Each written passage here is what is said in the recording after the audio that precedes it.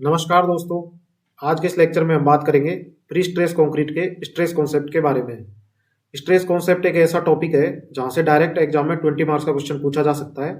RPSC 2018 में भी 5 marks का एक क्वेश्चन इसी टॉपिक से आया था। आज के इस लेक्चर में मैं आपको वो क्वेश्चन भी सोल्व करवाऊंगा, साथ ही 2 कंप्लीट न्यूमेरिकल्स और सोल्व करवाऊंगा, और लेक्चर के एंड तक आप top and bottom fibre stress बिना कंफ्यूज हुए निकाल पाओगे। तो इस लेक्चर में हम जो कवर करेंगे वो इस तरीके से करेंगे। पहले स्ट्रेस कॉन्सेप्ट को कवर करेंगे कि स्ट्रेस कॉन्सेप्ट क्या होता है, फिर उसके बाद में स्ट्रेस कॉन्सेप्ट के अंदर कॉन्सेंट्रिक टेंडन केस क्या होता है और इसेंट्रिक टेंडन केस क्या होता है, और इन दोनों केसों के अंदर डायरेक्ट स्ट्रेस, बेंडिंग स्ट्रेस और इसेंट्रिसिटी स्ट्रेस कैसे कैलकुलेट करते हैं उसका मैं आपको पूरा कॉन्सेप्ट बताऊंगा। उसके बाद में जो आरपीएससी 2018 का जो क्वेश्चन आया था 5 मार्क्स का वो सोल्व करवाऊंगा। उसके बाद में 20 मार्क्स लेवल के 2 न्यूमेरिकल्स और सोल्व करवाऊंगा जो एग्जाम में आ सकते हैं। अगर आप एंड तक बने रहे तो ये टॉपिक हमेशा के लिए आपका लॉक हो जाएगा। तो चलिए लेक्चर को स्टार्ट करते हैं। अभी तक आपने चैनल को सब्सक्राइब नहीं किया है तो चैनल को सब्सक्राइब करें, लाइक करें और दोस्तों के साथ शेयर करें। सबसे पहले बात करते हैं हम कि प्री स्ट्रेस कंक्रीट में स्ट्रेस कॉन्सेप्ट होता क्या है। तो प्री स्ट्रेस कंक्रीट के अंदर स्ट्रेस कॉन्सेप्ट का मतलब होता है कि जो सेक्शन दिया हुआ है उसके एक्सट्रीम फाइबर पर स्ट्रेस कैलकुलेट करना। मतलब स्ट्रेस कॉन्सेप्ट के अंदर अपन जो सेक्शन दिया हुआ होता है उसकी एक्सट्रीम फाइबर पर, एक्सट्रीम फाइबर का मतलब टॉप फाइबर और बॉटम फाइबर दोनों के अंदर अपन स्ट्रेस कैलकुलेट करते हैं। हम यहाँ पर फोर्स कैलकुलेट नहीं करते, सिर्फ स्ट्रेस कैलकुलेट करते हैं टॉप फाइबर पर और बॉटम फाइबर पर। अब इस टॉपिक में 2 केस कंसिडर होते हैं, एक तो होता है कॉन्सेंट्रिक टेंडन केस और दूसरा होता है इसेंट्रिक टेंडन केस। अब दोनों के लिए अपन डायरेक्ट स्ट्रेस, बेंडिंग स्ट्रेस और इसेंट्रिसिटी स्ट्रेस का फॉर्मूला किस तरीके से डेवलप करते हैं वो भी मैं बताऊंगा आपको। कॉन्सेंट्रिक टेंडन केस क्या होता है, इसेंट्रिक टेंडन केस क्या होता है। अगर आपने ये जो कॉन्सेप्ट है ये समझ लिया तो न्यूमेरिकल्स इजीली हो जाएंगे, कोई ज्यादा टफ नहीं है। तो सबसे पहले बात करते हैं अपन। तो आपको सबसे पहले तो 90% कंफ्यूजन आपको यही होता है। अगर ये क्लियर हो गया तो न्यूमेरिकल्स अपने आप हो जाएंगे, ज्यादा टफ नहीं आते इसके न्यूमेरिकल्स। तो सबसे पहले बात करते हैं कॉन्सेंट्रिक टेंडन की। कॉन्सेंट्रिक टेंडन क्या होता है, जैसे किसी बीम के अंदर यूडीएल लोड लगा हुआ है और जो टेंडन है वो अपन ने उसके न्यूट्रल एक्सिस पर अगर प्रोवाइड किया है तो उस केस को अपन कहते हैं कॉन्सेंट्रिक टेंडन केस, और उस बीम को अपन कहते हैं कॉन्सेंट्रिक बीम। अब इसमें इंपॉर्टेंट बात यह है कि जो प्री स्ट्रेसिंग फोर्स है वो बेंडिंग मूवमेंट प्रोड्यूस नहीं करेगा, क्योंकि वो जो है न्यूट्रल एक्सिस पर लगा हुआ है प्री स्ट्रेसिंग फोर्स। तो इस वजह से वो बेंडिंग मूवमेंट क्रिएट नहीं करेगा, क्योंकि कोई इसेंट्रिसिटी नहीं है, न्यूट्रल एक्सिस पे ही अपन ने प्रोवाइड करवाया है, तो उस पर कोई इसेंट्रिसिटी स्ट्रेस डेवलप नहीं होगी। तो इंपॉर्टेंट बात ये ध्यान रखनी है आपको इसमें कि प्री स्ट्रेसिंग फोर्स है वो बेंडिंग मूवमेंट प्रोड्यूस नहीं करेगा, सिर्फ डायरेक्ट कंप्रेसिव स्ट्रेस आएगा। और जो डायरेक्ट कंप्रेसिव स्ट्रेस है वो भी उसका स्ट्रेस डिस्ट्रीब्यूशन जो है वो यूनिफॉर्म होगा। तो ये मैंने एक डायग्राम के सहायता से आपको समझाने के लिए एक डायग्राम बनाया है, जिसमें ये एक बीम दी हुई है, इसके अंदर जो न्यूट्रल एक्सिस है इसी पर प्री स्ट्रेसिंग फोर्स एक्ट कर रहा है और जो टेंडन है वो भी न्यूट्रल एक्सिस पे लगा हुआ है। तो इसकी वजह से जो एक डायरेक्ट स्ट्रेस जनरेट होगी वो तो होगी P/A, जो कंप्रेसिव नेचर की होगी और पूरे सेक्शन में थ्रू आउट यूनिफॉर्म होगी। तो सबसे पहली चीज जो ध्यान रखनी है वो ये ध्यान रखनी है कि कॉन्सेंट्रिक टेंडन के केस के अंदर बेंडिंग मूवमेंट जनरेट नहीं होता है।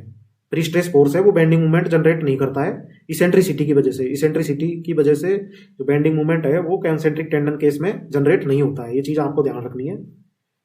अब अपन बात करते हैं stress due to bending movement. एक तो stress due to direct stress आ गई एक तो इसकी प्री स्ट्रेसिंग फोर्स की वजह से, और एक स्ट्रेस और आएगी इसके अंदर, वो आएगी stress due to bending movement. अब बेंडिंग मूवमेंट के केस में कैसे स्ट्रेस जनरेट होगी इसमें, तो मैंने इसमें सारा आपको बता दिया है। P is the prestressing force applied at tendon. Compressive stress जो होगा वो sigma C equal to P/A, और इसका जो डिस्ट्रीब्यूशन होगा वो यूनिफॉर्म होगा। यहाँ आप देख सकते हो डायग्राम में भी यूनिफॉर्म डिस्ट्रीब्यूशन है। अब अपन बात करते हैं stress due to bending movement. इसमें 2 तरह की स्ट्रेस आएगी, एक डायरेक्ट स्ट्रेस और दूसरी बेंडिंग स्ट्रेस। अब बेंडिंग स्ट्रेस किसकी वजह से आएगी, क्योंकि इसमें इसेंट्रिसिटी तो है नहीं। अपन ने जो प्री स्ट्रेसिंग फोर्स लगाया है वो बिल्कुल न्यूट्रल एक्सिस पर लगाया है, तो इस वजह से इसमें इसेंट्रिसिटी है नहीं, फिर भी इसमें बेंडिंग मूवमेंट आता है। तो जो बेंडिंग मूवमेंट आता है वो किसकी वजह से आता है, ये सबसे इंपॉर्टेंट चीज है। ये आता है डेड लोड की वजह से और एक्सटर्नल लोड आ रहा है उसकी वजह से। कोई एक्सटर्नल लोड, जैसे मैंने बताया था कि इसमें यूडीएल लग रहा है, तो उस यूडीएल की वजह से एक बेंडिंग मूवमेंट आएगा इसमें, तो उस बेंडिंग मूवमेंट की वजह से इसमें स्ट्रेस डेवलप होगी।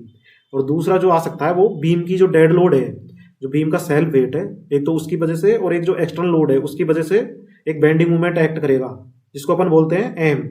तो जो इसकी वैल्यू होती है extreme stress due to bending movement alone, इसकी जो वैल्यू होती है sigma B equal to plus minus M into Y divided by I। तो इसमें सबसे इंपॉर्टेंट चीज है टॉप फाइबर पर साइन अलग होगा और बॉटम फाइबर पर साइन अलग होगा। ये साइन कन्वेंशन जो है एग्जाम के लिए बहुत ही ज्यादा इंपॉर्टेंट है। तो इस चीज को आपको ध्यान रखना है कि टॉप पे तो क्या होगा, ये पॉजिटिव होगा और बॉटम पे होगा नेगेटिव। अब अपन फाइनल स्ट्रेस कैसे कैलकुलेट करते हैं, एक तो डायरेक्ट स्ट्रेस आ गई, एक बेंडिंग स्ट्रेस आ गई। अब दोनों को अपन कॉम्बाइन करेंगे इसमें सुपरपोजिशन के थ्रू। फाइनल स्ट्रेस है वो हमेशा अपन सुपरपोजिशन से ही निकालते हैं। तो जो फाइनल स्ट्रेस होगी sigma, total stress equal to sigma due to compressive plus sigma due to bending, मतलब direct stress plus bending stress. Direct stress का फॉर्मूला पी अपॉन ए, ये तो पूरा थ्रू आउट यूनिफॉर्म है और पॉजिटिव है, compressive nature की है। जबकि जो बेंडिंग स्ट्रेस है ये plus minus M upon I into Y, मतलब जो टॉप फाइबर है उसमें तो ये रहेगी कंप्रेसिव और जो बॉटम फाइबर है उस पर ये कंप्रेसिव नहीं रहेगी, इस पर टेंशन में रहेगी जो बॉटम फाइबर है उस पर। तो टॉप फाइबर पे जो स्ट्रेस होगी sigma C plus sigma B, और जो बॉटम फाइबर है उस पर बेंडिंग स्ट्रेस है वो नेगेटिव हो जाएगा, तो sigma C minus sigma B. मैंने आपको डायग्राम में भी ये चीज शो करी है, देखो जो डायग्राम है उसके अंदर P upon A plus M upon I into Y, तो इससे यहाँ पे जो स्ट्रेस आएगी इसकी वैल्यू ज्यादा आई है, इसमें मैंने डायग्राम में बताया आपको। जबकि यहाँ पे जो P upon A minus M upon I into Y, तो यहाँ पे जो बेंडिंग स्ट्रेस की वैल्यू है वो कम आई है। तो इस तरीके से आपको इसका जो कॉन्सेप्ट है ये बिल्कुल क्लियर रखना है। अगर आपने कॉन्सेप्ट क्लियर रख लिया तो आपसे इजीली न्यूमेरिकल सॉल्व हो जाएंगे, कोई ज्यादा टफ नहीं आते। तो अब अपन बात करते हैं, ये तो हो गया कॉन्सेंट्रिक टेंडन के केस। अब अपन दूसरा केस देखते हैं, इसेंट्रिक टेंडन का केस। जो इसेंट्रिक टेंडन का केस है इसके अंदर अपन जो टेंडन है उसको न्यूट्रल एक्सिस पे नहीं देते, और जो न्यूट्रल एक्सिस है उससे इसेंट्रिसिटी ई पर देते हैं। तो ऐसी बीम होती है जिसके अंदर जो टेंडन है न्यूट्रल एक्सिस से इसेंट्रिसिटी ई पर अपन देते हैं, तो उस बीम को तो अपन कहेंगे इसेंट्रिक बीम, और उस टेंडन को अपन क्या कहेंगे, इसेंट्रिक टेंडन। ये ध्यान रखनी है अपने को, सबसे इंपॉर्टेंट चीज। अब यहाँ पे क्या होता है, एक तो प्री स्ट्रेसिंग फोर्स है वो इसेंट्रिसिटी ई पे लग रहा है, तो वो डायरेक्ट स्ट्रेस भी देगा और एक एडिशनल बेंडिंग मूवमेंट भी देगा। अब एडिशनल बेंडिंग मूवमेट क्यों देगा, ये सबसे इंपॉर्टेंट चीज है, क्योंकि पहले तो अपना जो प्री स्ट्रेसिंग फोर्स था वो यहाँ पे लग रहा था, न्यूट्रल एक्सिस पे लग रहा था, तो इसकी वजह से कोई जो इसेंट्रिक स्ट्रेस है वो इसेंट्रिसिटी वाली स्ट्रेस डेवलप नहीं हो रही थी। अब ये जो है न्यूट्रल एक्सिस से ई इसेंट्रिसिटी पे डेवलप हो रहा है, तो ये एक बेंडिंग मूवमेंट जनरेट करेगा पी इंटू ई। पी तो इसका जो प्री स्ट्रेसिंग फोर्स है वो हो गया, और ई सेंट्रिसिटी पे लग रहा है, तो ये क्या जनरेट करेगा, एक मूवमेंट पी इंटू ई। तो इसकी वजह से भी एक स्ट्रेस इसमें एडिशनल जनरेट होगी, उसी को अपन बोलते हैं इसेंट्रिसिटी स्ट्रेस। तो इसमें मतलब एक चीज और एक्स्ट्रा आ जाएगी, वो आ जाएगी इसेंट्रिसिटी स्ट्रेस। बस इस चीज का आपको ध्यान रखना है। इसेंट्रिक प्री स्ट्रेस में जो स्ट्रेस आता है इसेंट्रिसिटी की वजह से, उसी को अपन बोलते हैं स्ट्रेस ड्यू टू इसेंट्रिसिटी। तो ये चीज एक एक्स्ट्रा ऐड हो जाती है। अब यहाँ पे सबसे इंपॉर्टेंट चीज जो है वो है इसका sign convention, exam point of view से बहुत इंपॉर्टेंट है। इसका साइन कन्वेंशन आपको ध्यान रखना है। यहाँ पर अगर साइन अगर आपका गलत हो गया तो पूरा आंसर है वो जीरो हो जाता है, कोई मतलब नहीं है। तो इस वजह से आपको इसका साइन कन्वेंशन है, बहुत इंपॉर्टेंट चीज है, इसको आपको बिल्कुल ध्यान रखना है। अब इसमें कैसे ध्यान रखना है मैं बताता हूँ आपको आगे, फिर डायग्राम के हेल्प से भी आपको समझाऊंगा। Direct stress due to prestress force, ये तो उसमें भी आ रही थी कॉन्सेंट्रिक टेंडन केस में, और इसेंट्रिक टेंडन केस दोनों में सेम है। Sigma C equal to P upon A, compressive nature की है और यूनिफॉर्म स्ट्रेस है, ये तो डेवलप होगी। इसके अलावा एक extreme stress due to bending movement, bending movement की वजह से भी एक एक्सटर्नल जो स्ट्रेस है वो इसमें डेवलप होगी, जिसकी वैल्यू है plus minus M upon I into Y. जो जेड है वो सेक्शन मॉडुलस है, इसकी वैल्यू होती है आई अपॉन बाई, तो मैंने इसमें डायरेक्ट जेड लिख दिया, इससे कंफ्यूज नहीं होता है। नेक्स्ट जो इसमें सबसे इंपॉर्टेंट चीज है वो है bending movement due to prestress force की वजह से, क्योंकि वो इसेंट्रिसिटी पे लग रहा है, एक एडिशनल बेंडिंग मूवमेंट इसमें जनरेट होगा, उसकी जो वैल्यू होगी M P equal to P into e. Extreme stress due to eccentricity of the prestressing force sigma PE equal to minus plus P upon e. ये सबसे important चीज है, minus plus. इसका जो साइन कन्वेंशन है वो जो top fibre है उस पर तो ये नेगेटिव होगी, टेंशन में होगी, और जो बॉटम फाइबर है उस पर कंप्रेसिव में होगी, पॉजिटिव में होगी। तो ये सबसे इंपॉर्टेंट चीज है कि जो बेंडिंग मूवमेंट की वजह से जो स्ट्रेस आ रही है, बेंडिंग स्ट्रेस, वो टॉप पे तो होती है पॉजिटिव में, जबकि जो एक्सट्रीम स्ट्रेस आ रही है टॉप फाइबर पर due to eccentric stress, eccentricity of the prestressing force की वजह से जो आ रही है, उसका जो साइन कन्वेंशन होगा टॉप में वो नेगेटिव होगा और बॉटम में पॉजिटिव होगा, मतलब ये जस्ट अपोजिट है। तो आपको इसका साइन कन्वेंशन है, ये बहुत इंपॉर्टेंट है, इसको आपको ध्यान रखना है। अब अपन टोटल स्ट्रेस कैसे कैलकुलेट करें। टोटल स्ट्रेस क्या हो जाएगी, sigma C compressive stress plus minus sigma B bending stress minus plus, ये इंपॉर्टेंट है, इसमें माइनस प्लस आ जाता है, P into E divided by Z. तो ये फॉर्मूला अपने को ध्यान रखना है। अभी मैं आपको डायग्राम के हेल्प से समझाता हूँ। जैसे ये डायग्राम हो गया, तो इसमें जो टेंडन अपन ने दिया हुआ है इसेंट्रिसिटी पे दिया हुआ है direct stress P upon A, bending stress due to external load और सेल वेट की वजह से M upon I into Y, और इसमें एक बेंडिंग जो इसेंट्रिक स्ट्रेस है, इसेंट्रिसिटी मूवमेंट है, उसकी वजह से एक एक्स्ट्रा इसमें इसेंट्रिक स्ट्रेस डेवलप हो जाती है, जिसकी वैल्यू होती है P E divided by I into Y. तो ये जो टॉप है इसमें तो आएगी इसकी वैल्यू नेगेटिव, ये नेगेटिव आ रही है, और बॉटम में इसकी पॉजिटिव, मतलब टॉप पे तो टेंशन में है और बॉटम में कंप्रेशन में है। तो इस चीज का आपके को ध्यान रखना है। वैसे भी देख सकते हो आपकी इसमें जो पी है वो नीचे लगा हुआ है न्यूट्रल एक्सिस पे, तो यहाँ पे तो ये कंप्रेस जनरेट करेगा, और जो टॉप है यहाँ पे टेंशन जनरेट करेगा। तो इस वजह से इसकी वैल्यू जो बॉटम है इस पे तो पॉजिटिव है, कंप्रेशन में है, और जो टॉप है इस पे नेगेटिव है, टेंशन में है। तो इस चीज का आपको स्पेशली ध्यान रखना है, न्यूमेरिकल पॉइंट ऑफ व्यू से बहुत इंपॉर्टेंट है।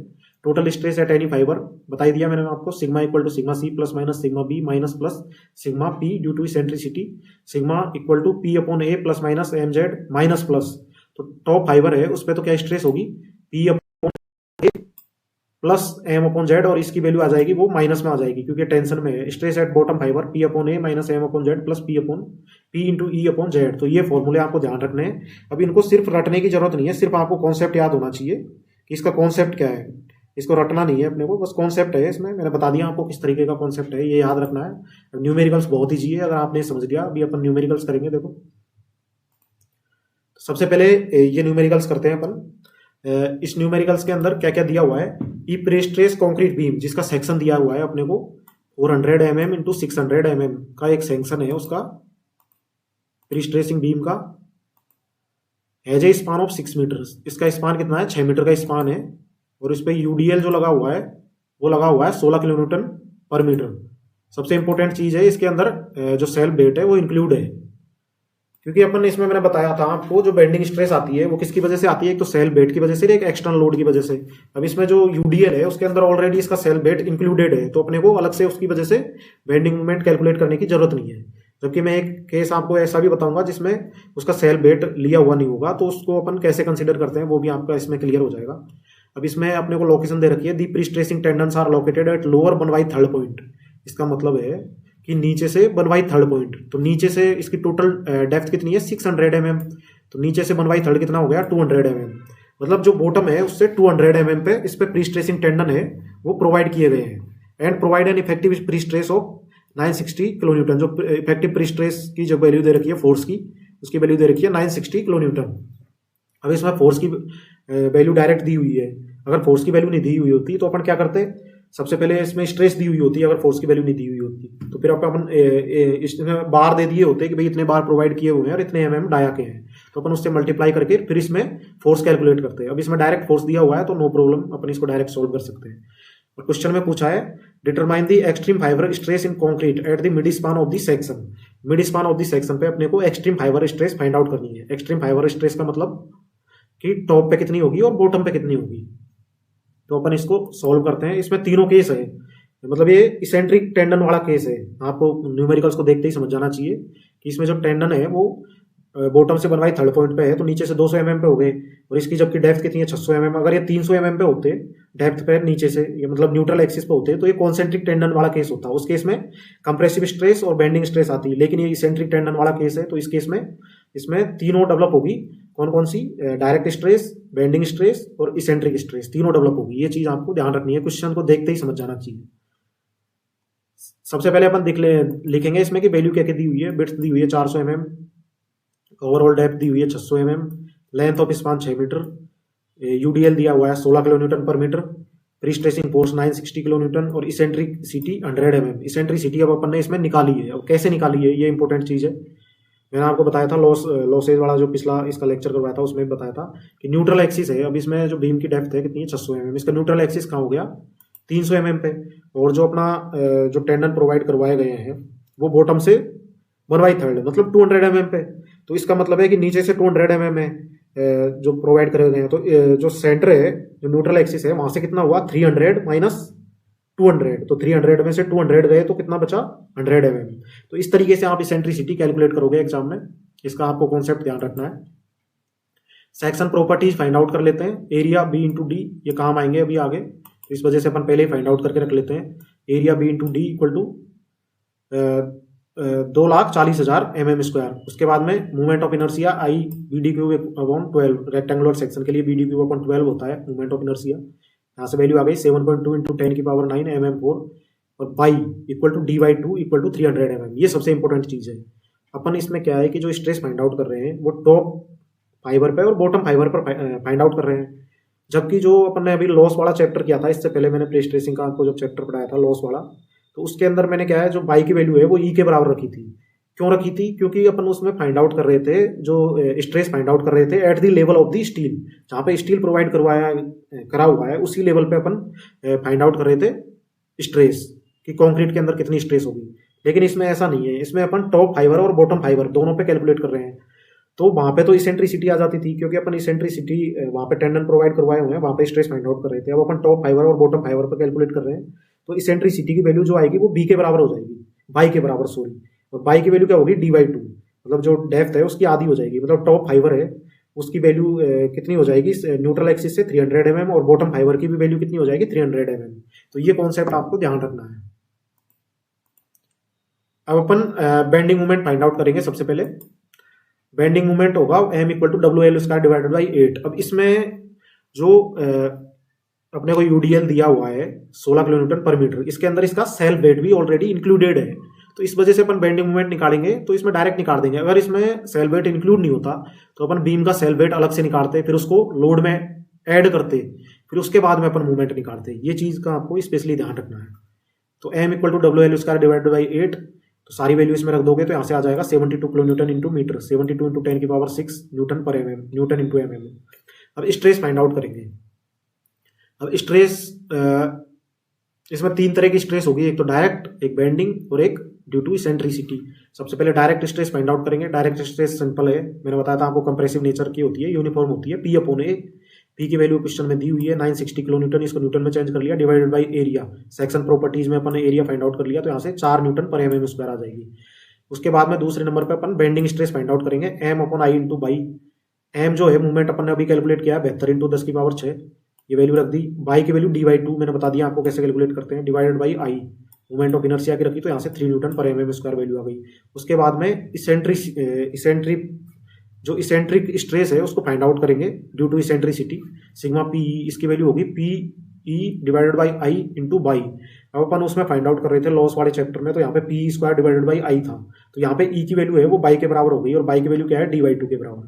तो P की value 960 kilo newton into eccentricity 100, Y equal to dy2 300 और डिवाइडेड बाई i, तो यहाँ से जो इसेंट्रिक स्ट्रेस है उसकी वैल्यू आ गई 4 न्यूटन पर mm²। अब सारी अपने पास वैल्यू आ गई। अब अपन डायरेक्टली टॉप स्ट्रेस और बॉटम स्ट्रेस फाइंड आउट कर सकते हैं। जो टॉप फाइबर है उस पर स्ट्रेस होगी जो होगी। अब इसमें एक चीज ध्यान रखनी है, अगर जो इसकी स्ट्रेस की वैल्यू है अगर पॉजिटिव में आती है तो ये कंप्रेशन में है, और इसकी वैल्यू अगर नेगेटिव में आ जाती है तो ये टेंशन में है। तो ये भी आपको एग्जाम में लिखना है। तो इससे क्या है, एग्जामिनर का एक अलग ही इफेक्ट जाता है, तो उससे वो देखता है कि भाई हाँ इसको बाकी इसकी नॉलेज है, तो आपको ब्रैकेट में लिखना है कंप्रेशन में है। Sigma top equal to sigma C plus sigma B minus sigma PE। इसका मतलब हुआ आपको कि जो कंप्रेशन है वो पॉजिटिव होगा, बेंडिंग है वो पॉजिटिव होगा, और जो टॉप फाइबर है उस पर इसेंट्रिक स्ट्रेस है वो नेगेटिव होगी। 4 + 3 - 4, तो यहाँ से 3 न्यूटन पर mm² इसकी वैल्यू आ गई, और ये पॉजिटिव में आई है तो ये किसके अंदर है, कंप्रेशन के अंदर है जो टॉप फाइबर है। बॉटम फाइबर के अंदर ये जो साइन है जस्ट अपोजिट हो जाएंगे, बेंडिंग स्ट्रेस तो नेगेटिव हो जाएगी और जो इसेंट्रिक स्ट्रेस है वो पॉजिटिव हो जाएगी। Sigma C minus sigma B plus sigma PE, तो 4 - 3 + 4, तो यहाँ से वैल्यू आई है 5 न्यूटन पर mm²। तो ये भी कंप्रेशन के अंदर है। इसकी वैल्यू अगर माइनस में आ जाती तो ये टेंशन के अंदर होता। तो इस तरीके से आपको पूरा कॉन्सेप्ट याद रखना है, बहुत ही जी न्यूमेरिकल्स है, बस आपको प्रैक्टिस, ज़्यादा इसको रटने की भी जरूरत नहीं है, सिर्फ कॉन्सेप्ट है। नेक्स्ट है अपना जो न्यूमेरिकल्स आया था 2018 में RPSC में, जो न्यूमेरिकल्स आया था 5 मार्क्स के अंदर, उसको अपन सोल्व करते हैं। ये रेक्टेंगुलर प्रीस्ट्रेस कंक्रीट बीम जिसकी साइज दे रखी है कितनी 300 इंटू 600 mm इस prestressed by 6 high tensile steel wire of 16 mm diameter. और पिछले न्यूमेरिकल्स में इसमें क्या डिफरेंस है, मैंने बताया था आपको कि पिछले वाले में तो डायरेक्ट प्रीस्ट्रेसिंग फोर्स दे रखा था, अब इसमें फोर्स नहीं दे रखी, इसमें अपने को इफेक्टिव स्ट्रेस दे रखी है। तो स्ट्रेस अगर दी हुई हो तो उसको अपन को एरिया ऑफ स्टील से मल्टीप्लाई करके फोर्स निकालना है, प्रीस्ट्रेसिंग फोर्स। ये चीज आपको ध्यान रखनी है। तो इस तरीके से क्वेश्चन यहाँ पे फ्रेम कर सकता है एग्जामिनर किसी भी तरीके से। तो एक इफेक्टिव स्ट्रेस इन स्टील दे रखी है कितनी 1600 megapascal. Pre stressing steel is located at 150 mm from the soffit. Soffit का मतलब क्या होता है ये आपको ध्यान रखना है, bottom of the beam. Beam का बॉटम होता है उसको अपन सोफिट बोलते हैं। सोफिट से जो प्री स्ट्रेसिंग स्टील है वो कहाँ पे प्रोवाइड किया हुआ है, 150 mm ऊपर। अब यहाँ पे इसेंट्रिसिटी कितनी होगी आप बताओ, इस पे इसेंट्रिसिटी होगी कि सोफिट से 150 mm ऊपर है और बीम की टोटल डेप्थ है 600 mm, तो इसका न्यूट्रल एक्सिस कितने पे हो गया, 300 mm पे। और सोफिट से जो 150 mm है उस पर प्री स्ट्रेसिंग स्टील है, तो 150 मतलब 300 में से 150 माइनस हो जाएंगे तो इसेंट्रिसिटी की वैल्यू कितनी आ गई, 150 mm। तो इस तरीके से आपको इसेंट्रिसिटी कैलकुलेट करना आना चाहिए, सबसे इंपॉर्टेंट है। अगर इसेंट्रिसिटी गलत हो गई तो पूरा न्यूमेरिकल्स गलत हो जाएगा। अब without allowing any tension in the beam, ये मैं 3 न्यूमेरिकल्स करवा रहा हूँ, तीनों अलग अलग तरीके के हैं बिल्कुल। इसमें सारी नंबर ऑफ वेराइटीज आ गई। अगर आपने तीनों न्यूमेरिकल्स अच्छे से कर लिया तो इससे रिलेटेड, बेंडिंग स्ट्रेस से रिलेटेड जो भी है, प्री स्ट्रेसिंग फोर्स का जो स्ट्रेस कॉन्सेप्ट है, इससे रिलेटेड आपके कोई भी न्यूमेरिकल्स है वो आप इजीली हल कर पाओगे, चाहे कैसा भी न्यूमेरिकल्स आ जाए, क्योंकि इसमें तीनों जो न्यूमेरिकल्स है वो अलग अलग कॉन्सेप्ट के हैं। Without allowing any tension in the beam find the maximum movement that can be applied. अब ये कह रहा है कि इसमें अपने को जो बीम है इसमें अपन टेंशन प्रोवाइड नहीं करवाना चाहते, टेंशन को जीरो रखना है। उस केस में जो मैक्सिमम मूवमेंट है वो कितना होगा जो अपन इस बीम पे अप्लाई कर सकते हैं, ये है इसका कॉन्सेप्ट, समझो आप। तो इस केस में अपन क्या करेंगे, जो बॉटम फाइबर है, फाइबर के अंदर जो इसकी वैल्यू रहती है क्या रहती है, sigma bottom equal to sigma compressive plus नहीं minus sigma bending plus eccentricity की वजह से इसेंट्रिक स्ट्रेस सिग्मा पीई। तो यहां से अपन इसको जो बॉटम फाइबर है वो उस पर टेंशन नहीं आना चाहिए, तो बॉटम फाइबर की जो स्ट्रेस की वैल्यू है उसको अपन जीरो कर देंगे। कैसे करते हैं मैं अभी बता रहा हूं आपको आगे। सबसे पहले सेक्शन एंड स्टील की प्रॉपर्टीज लिख लेते हैं। विड्थ दी हुई है 300 mm, डेप्थ दी हुई है 600 mm, number of wire 6, diameter of each wire 16 mm, effective pre stress in steel 1600 megapascal.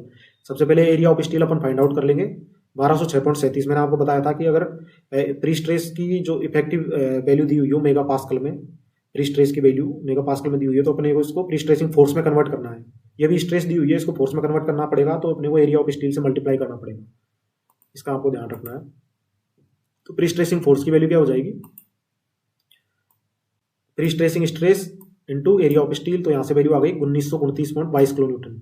अब स्ट्रेस कंडीशन इसमें दी हुई है, no tension at bottom fibre, bottom fibre पर टेंशन नहीं आनी चाहिए, क्वेश्चन में अपने को दे रखा है, देखो क्वेश्चन में दे रखा है without allowing any tension in the beam find the maximum movement that can be applied. अब इसमें टेंशन जो आता है वो बॉटम में ही आता है, तो अपने को टेंशन इसमें अलाउ नहीं करना, तो उस केस में कितना अपन मैक्सिमम मूवमेंट बीम पे अप्लाई कर सकते हैं। तो stress condition no tension at bottom fibre, stress at bottom fibre equal to 0। तो सिग्मा बॉटम की जो वैल्यू होती है P upon A direct stress plus ये eccentric stress P into E divided by I into Y minus M upon I into Y. तो इसको अपने को जीरो करना है सिग्मा बॉटम को, क्योंकि इस पर टेंशन नहीं आना चाहिए, टेंशन नहीं आया उस पर अपन कितना मूवमेंट अप्लाई कर सकते हैं, ये इसका कॉन्सेप्ट है। बॉटम फाइबर पर जो बाई की वैल्यू होगी वो कितनी होगी, डिवाइड टू 300 mm। मैंने बताया था आपको बॉटम फाइबर और टॉप फाइबर पर जो इसेंट्रिसिटी की वैल्यू होती है, जो बाई की वैल्यू होती है वो डिवाइड 2 हो जाएगी, क्योंकि अपन बिल्कुल जो बॉटम फाइबर है उस पर अपन कैलकुलेट कर रहे हैं, तो वहां पे जो न्यूट्रल एक्सिस से और जो बॉटम फाइबर की डिस्टेंस है वो होती है इस पर बाई, वो कितनी हो जाएगी, डिवाइड 2 इक्वल टू 300 mm। अब अपन क्या करेंगे, सब्सटीट्यूशन ऑफ वैल्यूज को अपन इसमें सब्सटीट्यूट करेंगे।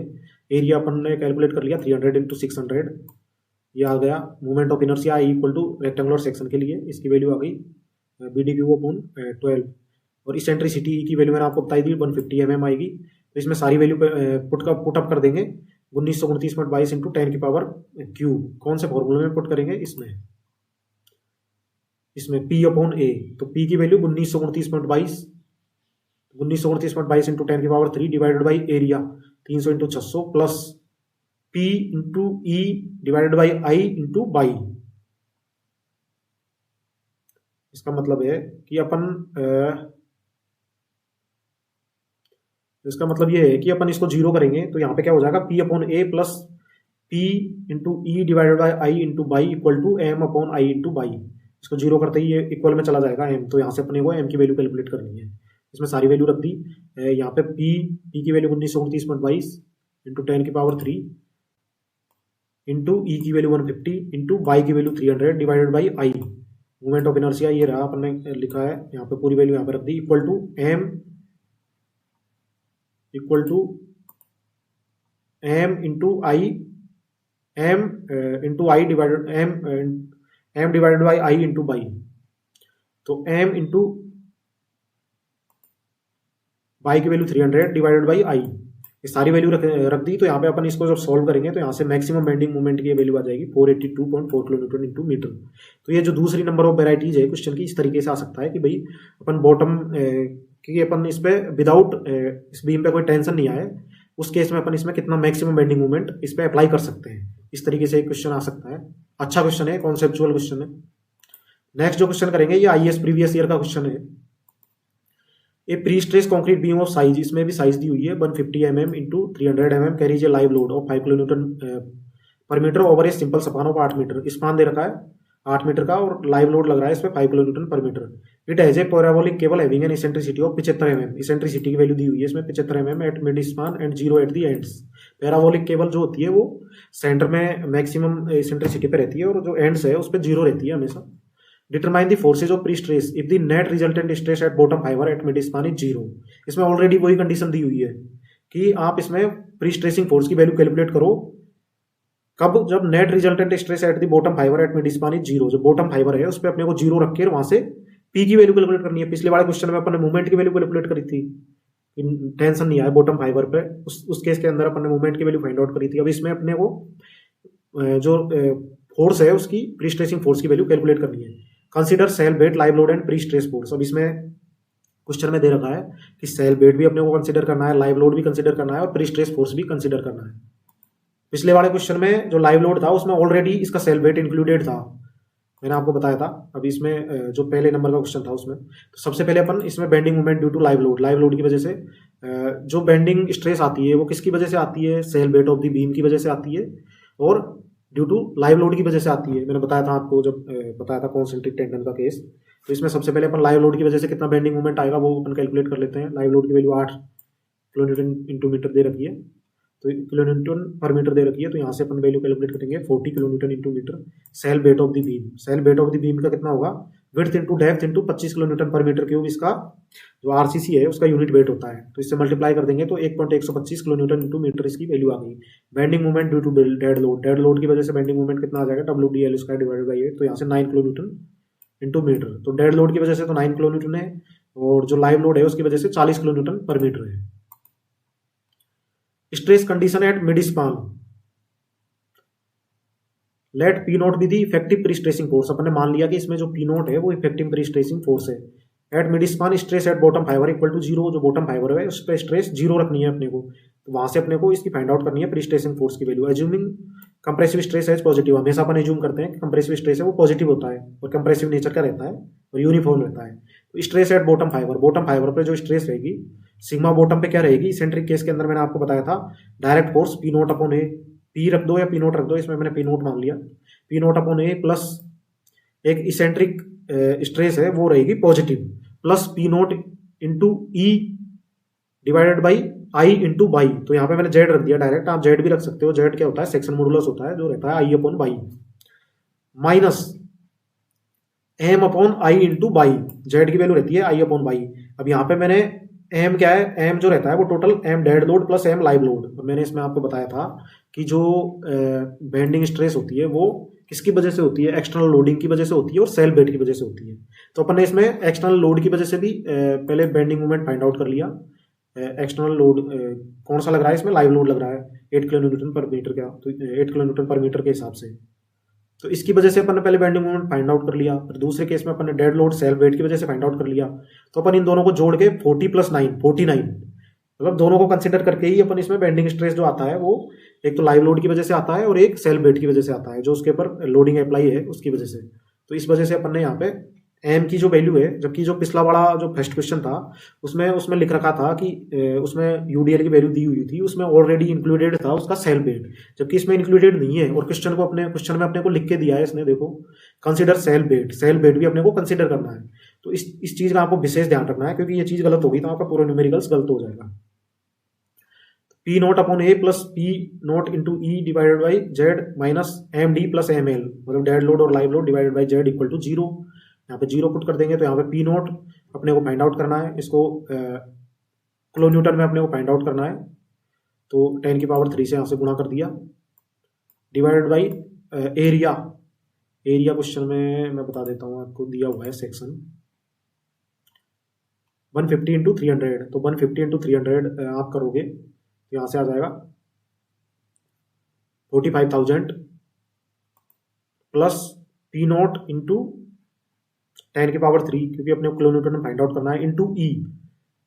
इसेंट्रिसिटी की वैल्यू कितनी होगी 75 डिवाइडेड बाई आई की वैल्यू BD³ अपॉन 12, इससे फाइंड आउट करोगे तो 2.25 इंटू 10⁻6 आ जाएगी, इक्वल टू 40 प्लस 9, ये इंपॉर्टेंट चीज है 40 plus 9।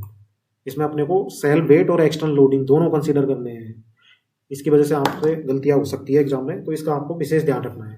40 plus 9 into 10⁻6 divided by I, तो यहाँ से इसको अपन सोल्व करेंगे, P naught upon 45 plus 75 P naught divided by 2250 equal to 21.778, तो यहाँ से पी नॉट की वैल्यू आ जाएगी 392 kilonewton. Required effective prestressing force कितना होगा यहाँ पे 392 किलो न्यूटन। तो इस तरीके से मैंने आपको इसमें 3 तरह के न्यूमेरिकल्स करवा दिए, नंबर ऑफ वेराइटीज करवा दी। इससे ज्यादा एग्जामिनर है वो करवा नहीं सकता एग्जाम में, क्योंकि इसमें सारे केस ऑलमोस्ट आ गए। मैंने आपको स्ट्रेस कॉन्सेप्ट कैसे होता है उसका भी पूरा कवर करवा दिया, तो मतलब आपको इसको रटने की जरूरत नहीं है, सिर्फ समझना है, न्यूमेरिकल्स इजीली सॉल्व हो जाएंगे, इस बार आने के पूरे चांसेस है इसके। थैंक्स। अगर आपको वीडियो अच्छा लगा हो तो वीडियो को लाइक करें, चैनल को सब्सक्राइब करें और दोस्तों के साथ शेयर करें। Thank you very much.